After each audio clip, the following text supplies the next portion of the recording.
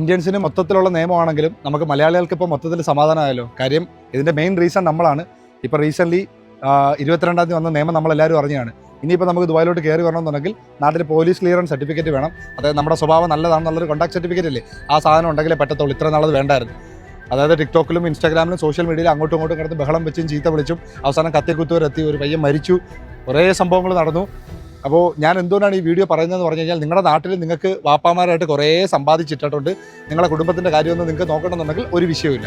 അല്ലാതെ നിങ്ങളുടെ കുടുംബത്തിനെയൊക്കെ നിങ്ങൾ നോക്കണം, നിങ്ങളുടെ അനുജന്മാരെ ജ്യേഷ്ഠന്മാരെ വാപ്പായ ഉമ്മയൊക്കെ നോക്കണം, നല്ലൊരു ജീവിതം നയിക്കണം.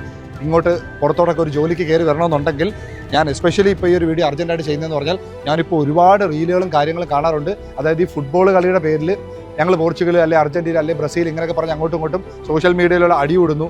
അത് പിന്നെ ഭാവിയിൽ ഒരു വഴക്കിലോട്ട് വരുന്നു. ഇങ്ങനെയൊക്കെ ചെയ്യുമ്പോൾ നിങ്ങളൊരു കാര്യം ശ്രദ്ധിച്ചോളുക.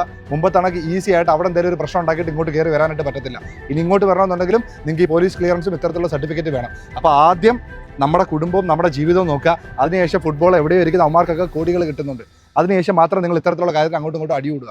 അപ്പോൾ പരമാവധി എല്ലാവരും നിങ്ങളുടെ ജീവിതത്തിന് മാത്രം ഫസ്റ്റ് പ്രയോറിറ്റി കൊടുക്കുക. ബാക്കി എല്ലാം സെക്കൻഡറിയാണ്. എൻ്റർടൈൻമെൻറ്റും സ്പോർട്സും ടീം സ്പിരിറ്റും എല്ലാം നമുക്ക് വേണം. പക്ഷേ നമ്മൾ തന്നെ കുഴിച്ചിടുന്ന രീതിയിലോട്ട് കാര്യങ്ങൾ കൊണ്ടുപോകാതിരിക്കുക.